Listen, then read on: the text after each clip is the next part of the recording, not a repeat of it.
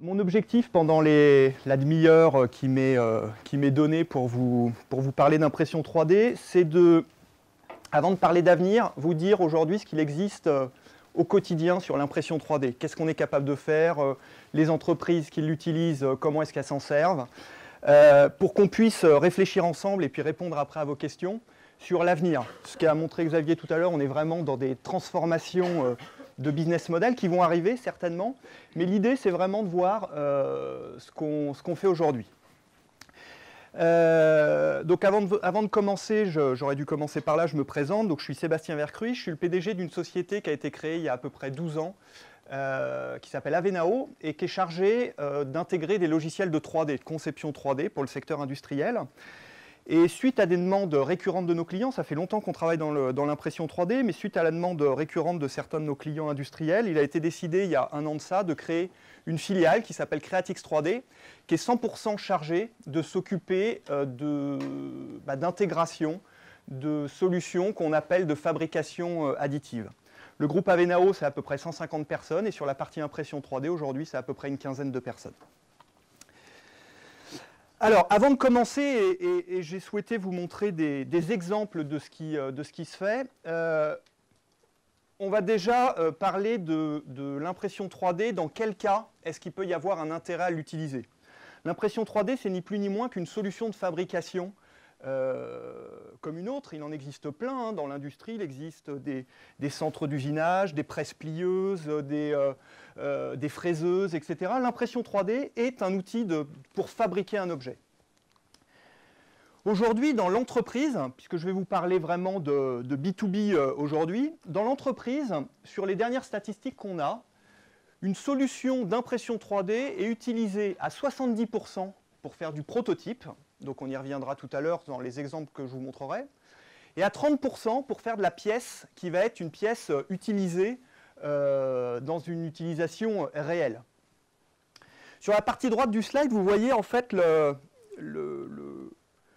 où il faut se poser la question, à savoir si dans une entreprise, ça vaut le coup de s'équiper d'une solution d'impression 3D.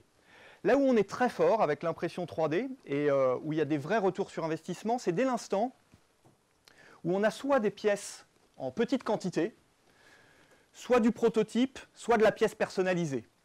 Donc typiquement dans le premier cas, le prototype, c'est vous avez cette télécommande à fabriquer, vous êtes industriel et puis vous souhaitez en fabriquer 5-6 modèles différents pour réfléchir avec votre équipe R&D à savoir quel est le modèle le plus intéressant. L'impression 3D va vous permettre de fabriquer cette pièce-là en 1 heure, 2 heures avec différents modèles et ça va bien correspondre.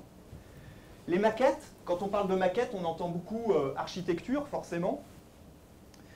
Les architectes avaient, alors je ne sais pas s'il y a des gens qui sont du métier de l'architecture dans l'assistance, mais avaient un petit peu perdu l'habitude de faire des maquettes parce que ça coûte très cher une maquette.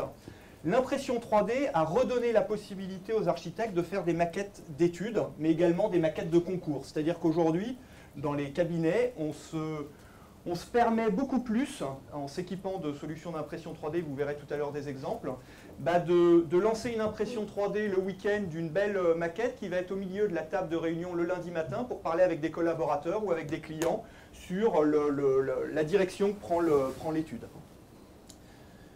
Pièce unique, pièce personnalisée.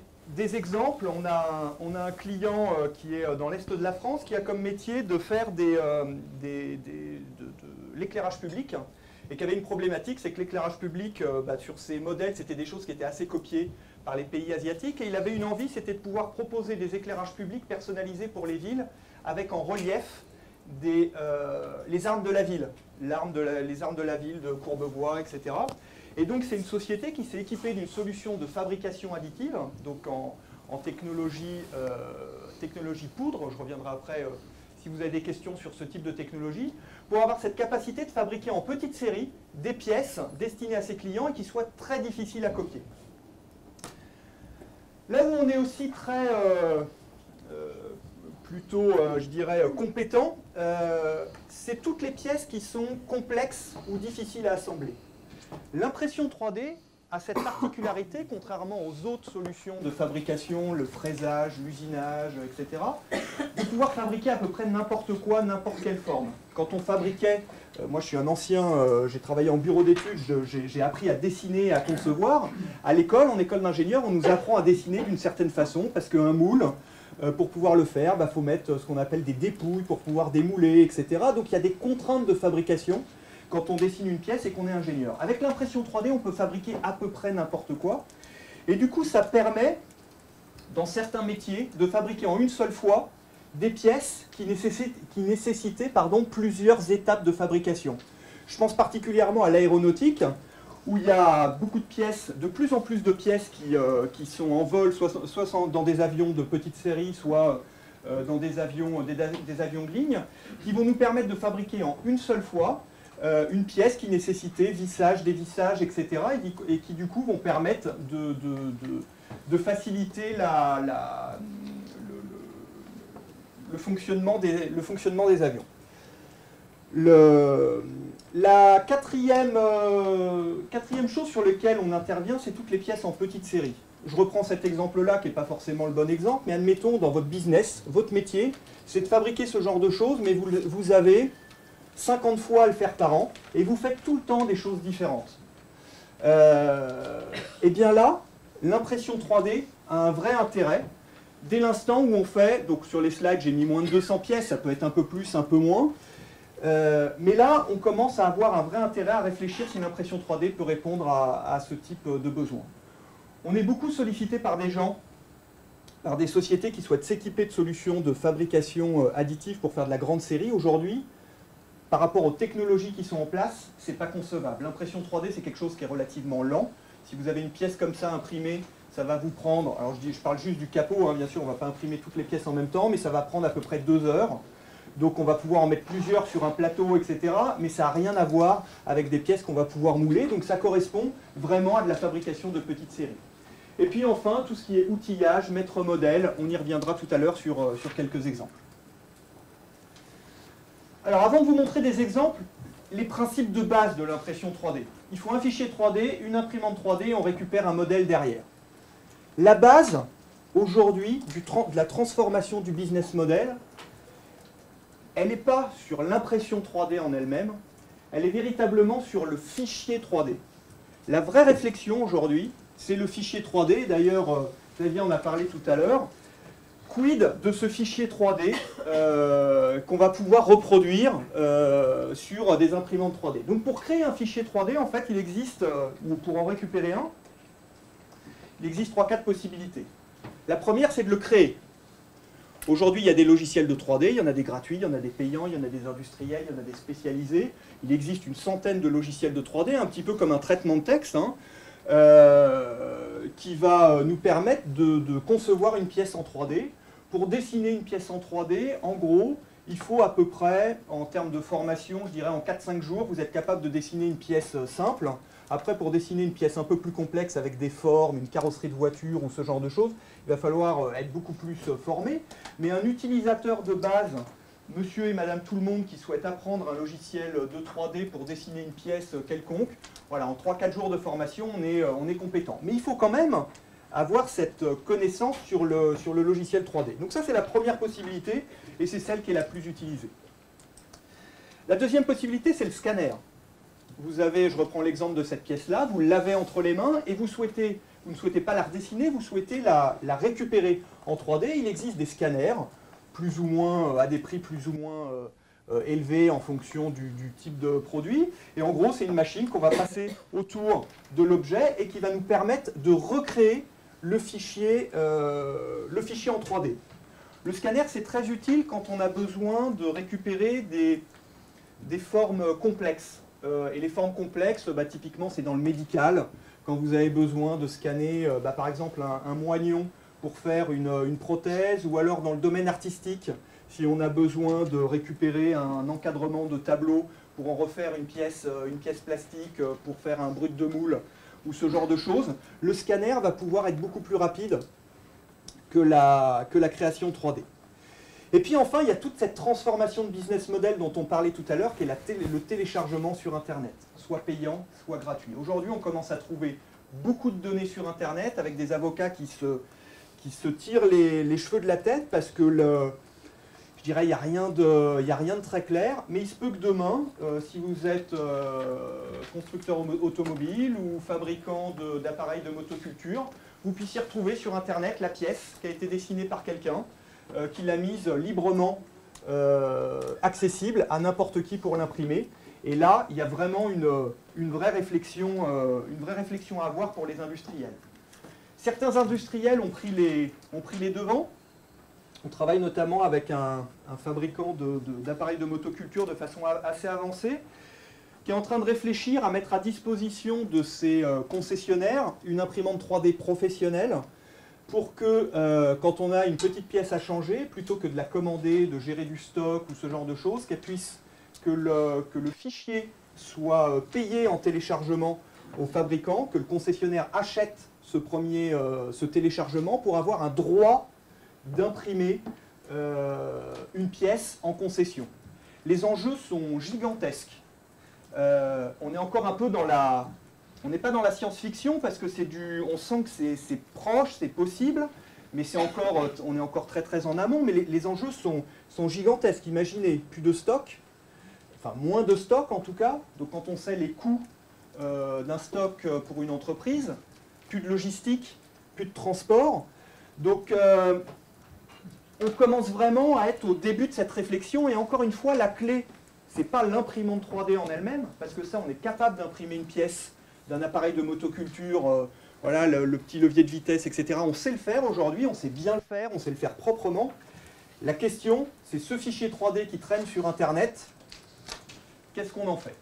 Si je devais comparer aujourd'hui sur les fichiers 3D par rapport à ce qu'on connaît tous, la musique en ligne, je dirais qu'on est au niveau de ce qu'était la musique en ligne il y a à peu près 10 ans, c'est-à-dire un peu un flou avec des gens qui téléchargent, etc.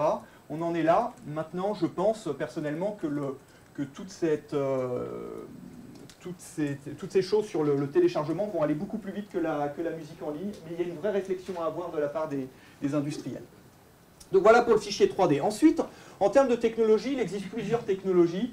Celle qu'on connaît tous, que vous voyez tous à la télé, c'est la première, celle que vous aviez à montrer la pièce tout à l'heure, c'est la machine à dépôt de fil.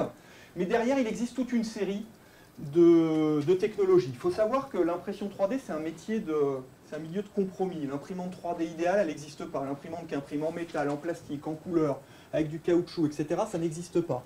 C'est pour ça que pour ma part, je ne crois pas vraiment à court terme, en termes de business model, à l'imprimante 3D pour les particuliers. On en entend beaucoup parler, hein, bien sûr, parce qu'aujourd'hui on peut acheter une imprimante pour 500 €, 1000 €.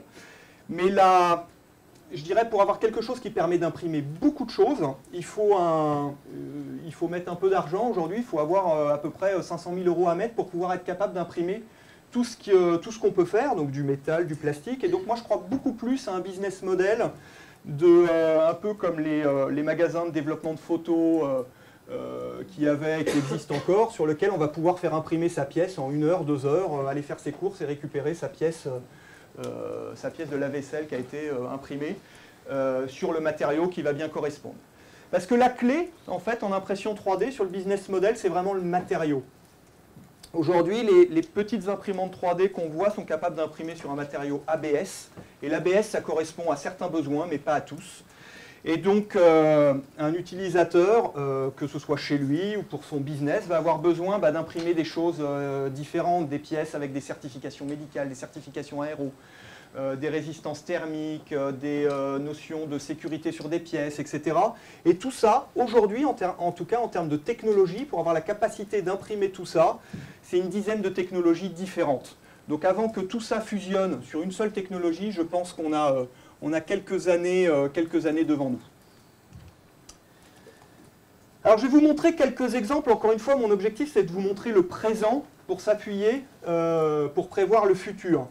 Et je vais vous montrer des exemples de sociétés qui sont équipées de solutions d'impression 3D professionnelles, puisque nous n'équipons que les professionnels, et quelle a été leur utilisation au quotidien dans leur entreprise. Et je vais prendre quelques exemples de métiers un petit peu différents. Je vais commencer par l'architecture. Donc aujourd'hui, on a des solutions de fabrication additive, impression 3D, couleur, qui permettent d'imprimer en poudre, c'est de la poudre collée, qui vont permettre, comme je le disais tout à l'heure, de faire des maquettes, soit des maquettes d'études, soit des maquettes de concours. Aujourd'hui, les sociétés qui s'équipent en architecture sont plutôt soit les grands cabinets, puisque c'est des machines qui vont coûter entre 40 et 50 000 euros à peu près, donc les cabinets 20, 30, 40 personnes, ou alors des sociétés de sous-traitance qui vont se spécialiser dans l'impression 3D de maquettes d'architecture, ou alors des sociétés dont le métier, comme par exemple Maquette Faux, est de faire de la maquette. J'ai pas d'exemple, parce que vous savez que dans le métier du luxe, les gens n'aiment pas trop qu'on communique sur les noms. Mais aujourd'hui, dans tout ce qui est bijouterie, par exemple, il y a une application qui est quotidienne de l'impression 3D. Ça fait partie des gens qui ont les premiers changé leur business model grâce à l'impression 3D. À peu près toute la place Vendôme aujourd'hui est équipée d'imprimantes 3D, avec des imprimantes 3D un peu particulières qui impriment non pas des bijoux, mais qui vont imprimer ce que vous voyez en bleu, c'est de la cire. Donc c'est de la cire de fonderie qui va nous permettre d'imprimer un bijou, une pièce de haute joaillerie, et de l'envoyer après en fonderie avec une technologie qu'on appelle de la fonderie à cire perdue, c'est-à-dire qu'on le met dans du plâtre, cette cire, on fait chauffer le plâtre, la cire fond, et après on vient couler de l'or ou de l'argent. On n'est pas encore capable, enfin on pourrait le faire, d'imprimer de l'or ou de l'argent, mais il n'y a pas de sociétés qui font encore ce genre de choses. Le luxe, c'est une des premières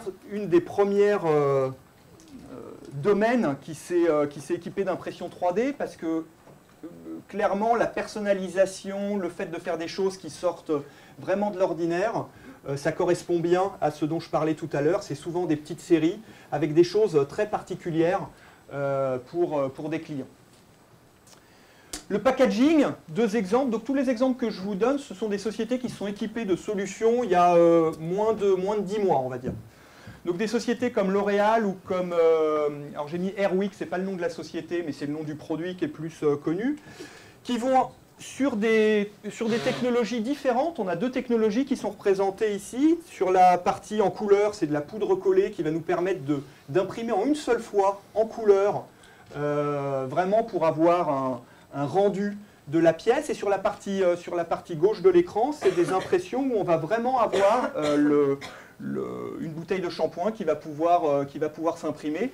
Au milieu, on voit un mascara qui a été imprimé en termes de prototype. Donc c'est des sociétés en packaging qui vont plutôt s'équiper pour vraiment faire du prototype et encore une fois au niveau de la R&D, du marketing, pouvoir valider plusieurs modèles. L'électronique. L'électronique, c'est un des secteurs qui est le plus en croissance dans l'impression 3D, en équipement de solutions d'impression 3D aujourd'hui. Donc on a des clients comme APEM, Alcatel, CGG. Les images ne sont pas forcément représentatives, mais où est-ce que dans l'électronique on utilise beaucoup l'imprimante 3D? C'est dans tout ce qui est carter, des carters de protection. Vous avez je vais donner un exemple, par exemple chez Disney aux États-Unis. Donc Disney en France est en cours de réflexion, mais Disney aux États-Unis, dès l'instant où il y a fait ces carters de protection de capteurs avec une solution d'impression 3D, dès l'instant où il y a quelque chose qui est cassé sur un manège, on est obligé d'interrompre le manège. Donc quand il y a un capteur de passage pour détecter, et vu qu'il y a beaucoup de public, il y a des choses qui cassent souvent. Et donc on est obligé de fermer le manège. Et donc ils ont une solution d'impression 3D qui va leur permettre de refaire des solutions de protection, des carters de protection, etc., très rapidement pour pouvoir éviter d'avoir à arrêter un manège. Ça leur permet soit, si c'est des choses pas très sensibles, de le laisser jusqu'à ce que ce soit cassé une nouvelle fois, soit d'attendre le remplacement pour une pièce qui a déjà été, pour une pièce qu'on va recommander, qu'on va fabriquer en inox par exemple. Donc dans l'électronique, beaucoup d'applications aéronautiques, médicales, etc., dès l'instant où on a de la petite série. Mécanique aéro, sur la partie gauche, on a un exemple très très intéressant de ce que peut permettre de faire l'impression 3D. Je vous disais tout à l'heure en début de présentation que l'impression 3D, ça nous permettait de fabriquer n'importe quoi. On n'a pas à réfléchir à comment ça va être fabriqué. Et sur la partie gauche, on a une pièce aéronautique qui en fait a été conçue avec un logiciel de dessin 3D, mais connecté à un logiciel de calcul qui va nous permettre d'obtenir la même pièce, mais en retirant la matière là où elle ne sert à rien, pour alléger la pièce. Et vous vous doutez que dans des domaines comme l'aéronautique, par exemple, c'est des choses qui sont vraiment très importantes. C'est ce qu'on appelle en logiciel des logiciels d'analyse topologique. Et donc l'impression 3D va nous permettre, et là il y a aussi un changement de business model, grâce à cette fabrication qui est sans limite, d'aller alléger des pièces en retirant la matière là où elle ne sert à rien. Et donc dans certains métiers, c'est vraiment quelque chose qui est clé. On voit sur la partie droite des gabarits de vérification, donc c'est à chaque fois des pièces uniques qui doivent être fabriquées. Encore une fois, on voit sur ce genre de pièces, donc là on a une fabrication de pièces métalliques, à la droite on a fabrication de pièces plastiques, on est sur des pièces qui sont vraiment très très précises. Si vous avez une pièce entre les mains sur ces technologies-là, vous ne verrez pas de différence entre une pièce qui a été de ce type-là et une pièce imprimée en 3D. Contrairement aux imprimantes 3D pour les particuliers, où on voit quand même la différence, sur les imprimantes 3D professionnelles, c'est quasiment impossible pour un non-spécialiste de voir la différence.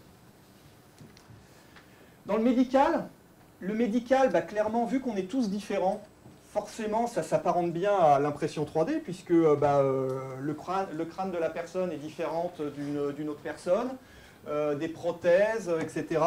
Donc là, dans les applications médicales, il y a beaucoup d'applications en impression 3D qui vont nous permettre, là pour le coup, grâce à des scanners, de récupérer des formes en 3D pour aller réimprimer des choses qui vont nous permettre soit de réparer, voilà. Donc sur la partie gauche, on a un client qui s'appelle le groupe Leffin qui fait des prothèses et qui du coup prototype ces prothèses grâce à l'impression 3D, société de région Rhône-Alpes. Produits de grande série, encore une fois les prototypes, puisque je vous ai dit que l'impression 3D c'était plutôt destiné à faire de la petite série, donc clairement c'est pas destiné à faire de la grande série. Mais voilà quelques exemples d'utilisation. Donc la société, une des sociétés qui en France fait le plus de R&D, qui s'appelle Decathlon. Donc aujourd'hui, quand vous allez dans un magasin Decathlon, quasiment tout ce que vous pouvez acheter chez Decathlon sur leur marque, c'est des choses qui ont été conçues, inventées, dessinées à Villeneuve-d'Ascq. Et donc aujourd'hui, tout passe en prototype, en impression 3D. Là, sur la partie gauche, on voit des lunettes. Ils ont une marque de lunettes qui s'appelle Orao. Mais s'il y a une gourde qui est dessinée, ça va partir en impression 3D. Les accessoires de vélo, etc. Tout ça va partir en prototypage pour que les équipes de R&D puissent valider, faire le choix, faire des tests physiques sur les pièces. Sur la partie droite, on a un fabricant de casques qui est à Marseille, un des leaders mondiaux qui s'appelle Shark. Je ne sais pas s'il y a des motards dans l'assemblée, où pareil, même principe, valider des ouvertures, concevoir, mieux concevoir. Avant, c'était des gens qui avaient juste du logiciel 3D. Là, ils vont vraiment pouvoir faire des pièces qui vont être testées à la fois mécaniquement et à la fois de façon ergonomique. On voit bien sur ce genre de pièces un petit peu le danger du business model, parce que c'est typiquement le genre de pièces qui sont des pièces de rechange chez Shark, pas facile à dire, et qui serait tout à fait imaginable de pouvoir, si on a le fichier 3D, réimprimer sans aucun souci pour éviter de racheter cette pièce-là qui, à mon avis, ne doit pas être donnée, qui est fabriquée, ne va pas coûter très cher, mais qui, si je l'achète chez Shark, va être plutôt cher. Donc on voit bien un peu le danger sur ce type de pièces. Commerce, publicité sur lieu de vente, objets publicitaires. Donc, beaucoup de boîtes, de sociétés sont en train de se créer, de petites entreprises, soit de se créer, soit de transformer leur business model. Donc là, on est plus dans la PME-PMI.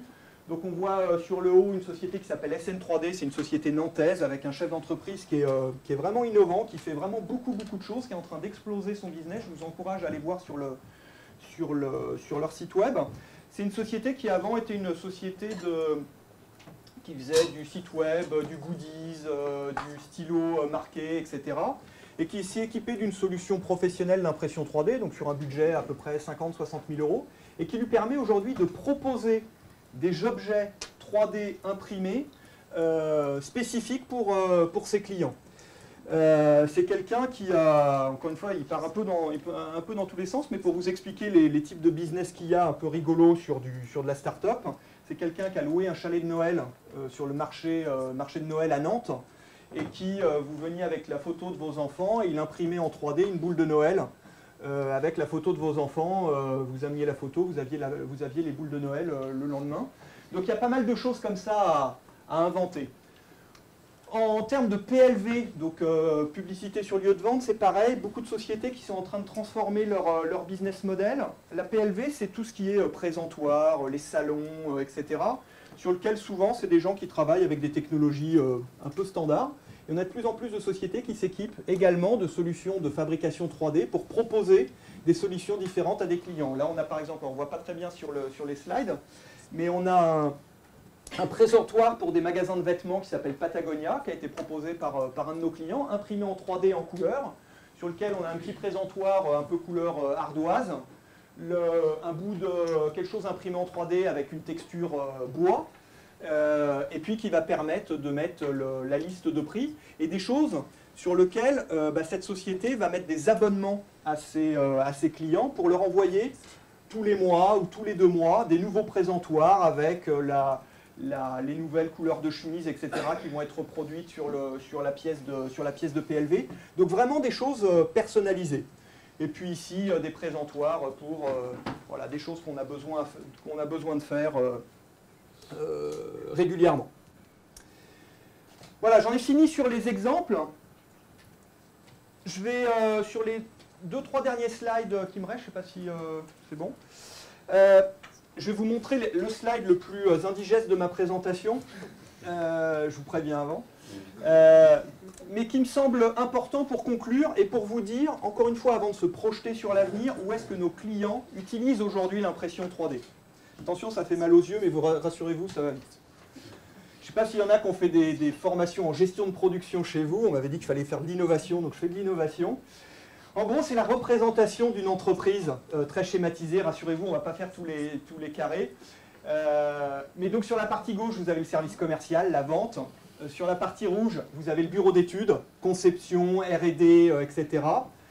En orange, vous avez sur la partie bleue la gestion de production, en orange la fabrication, sur la droite les achats et au centre tous les services connexes. L'idée, c'est de vous dire où est-ce que nos clients utilisent l'impression 3D. Première utilité, et on va rentrer dans les détails après rapidement, au niveau du service commercial. Deuxièmement, au niveau du service bureau d'études, innovation, conception. Le choix de la meilleure conception possible, la fabrication et le marketing. L'idée, c'est que ces solutions de fabrication additive dans les entreprises, ce sont des nouvelles solutions. Les budgets, entre 50 000, si on veut quelque chose de professionnel, 50 000 € et 200 300 000 €. Clairement, il faut le trouver, ce retour sur investissement. Donc l'objectif, c'est soit d'augmenter le chiffre d'affaires, soit de diminuer les coûts pour augmenter le résultat net. Alors comment est-ce que nos clients font pour faire ça? Où est-ce qu'ils l'utilisent? Alors premièrement, au niveau des ventes. Les ventes, une solution d'impression 3D va permettre de donner le petit plus qui va permettre de prendre une commande.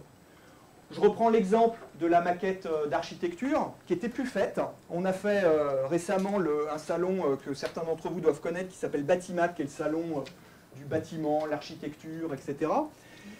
Et on l'a fait en partenariat avec un sous-traitant qui faisait des maquettes pour architecture. Et le nombre de constructeurs de maisons individuelles qui sont venus pour passer des commandes de maquettes pour leurs clients était assez phénoménal. Le fournisseur avec qui on a fait le salon a dû prendre entre 100 et 150 commandes. L'idée c'est quoi? C'est qu'un fabricant de maisons individuelles, vous allez le voir pour acheter votre maison et avant il vous donnait un plan, etc. Là il va avoir la possibilité, pour quelque chose qui va lui coûter en sous-traitance 150, 200 €, de vous remettre en 3D votre petite maison sur laquelle vous allez pouvoir ouvrir le toit, montrer à vos enfants, sur lequel il va y avoir le nom d'imprimé Monsieur et Madame Michu, et que vous allez pouvoir montrer à votre belle-mère en disant voilà, regarde, c'est ça que je dois acheter demain. C'est peut-être le petit pourcent qui va faire que notre taux de transformation de devis va passer de 30 à 31% et qui du coup va justifier un retour sur investissement. Donc l'imprimante 3D, c'est quelque chose qui permet à un prospect de davantage se projeter sur son achat et on a pas mal de clients qui s'équipent dans ce domaine-là. L'idée, c'est de faire de la pré-série pour la grande série, justement, des présentations produits. Donc beaucoup d'utilisation dans ce domaine-là. Application industrielle. Donc l'idée, c'est d'augmenter le chiffre d'affaires. Bureau d'études. Beaucoup, bien sûr, d'utilisation dans le bureau d'études de l'impression 3D.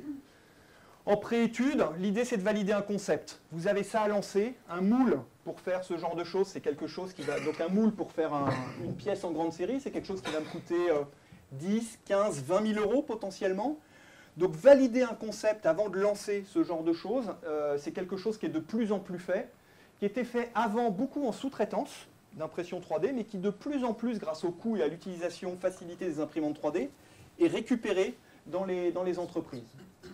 La meilleure conception possible, on ne voit pas très bien encore une fois sur mon slide sur du rouge, mais l'idée, ça reste le même, c'est de faire le meilleur produit sur toute sa durée de vie de produit. Un produit, on va le concevoir, on va le vendre, mais il va aussi revenir s'il y a un problème. Il faut que tout ça soit le plus tôt possible validé. Est-ce que c'est facile à monter? Est-ce que c'est facile à démonter? Est-ce que c'est facile à clipser? Toutes ces choses-là, au bureau d'études, vont nous permettre, puisqu'on sait que, vont nous permettre de gagner des sous, puisqu'on sait que l'erreur dans une étude coûte beaucoup, beaucoup, beaucoup plus cher que la conception en elle-même. Bien concevoir du premier coup, c'est quelque chose qui est clé pour les industriels. Donc voilà quelques exemples. L'idée, c'est d'augmenter le CA en faisant des meilleures études et diminuer les coûts. La fabrication, on en a parlé. Donc, fabriquer des pièces en petite série. Donc, l'idée, je disais tout à l'heure dans mes premiers slides, moins de 200 pièces à peu près. Si vous voulez faire des coques d'iPhone en grande série, ça ne sert à rien de le faire sur une imprimante 3D, ça va vous coûter beaucoup, beaucoup trop cher. Mais si vous avez 200 pièces à faire, ça peut valoir le coup. Pour fabriquer également des pièces complexes, des pièces qui auraient été chères à fabriquer ou à assembler, on a un vrai intérêt. Et puis, bien sûr, sur tous les services marketing, sur lequel on a beaucoup de services marketing qui s'équipent de solutions d'impression 3D. Je parlais de certains clients tout à l'heure pour proposer des meilleurs produits à leurs clients. Voilà, pour finir, l'impression 3D, aujourd'hui, on est capable d'imprimer à peu près 200 matériaux. La R&D, en termes d'impression 3D, est surtout ici. C'est quels sont les matériaux qu'on est capable d'imprimer. On dit souvent, les solutions d'imprimante 3D, ça évolue très très vite. Toutes les technologies dont j'ai parlé existent depuis au minimum 10 ans et pour certaines plus de 30 ans.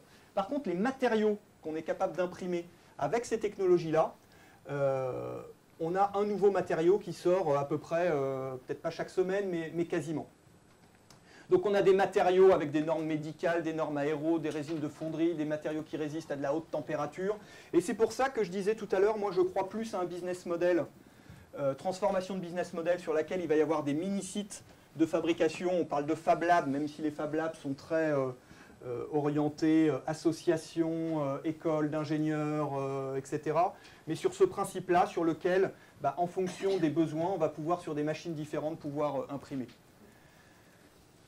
La gamme d'imprimantes 3D aujourd'hui, elle se décompose en trois familles. Celle dont on entend beaucoup parler aujourd'hui au journal de 20 h, etc., c'est plutôt les machines pour les particuliers qui sont capables d'imprimer un seul type de matériau, principalement de l'ABS.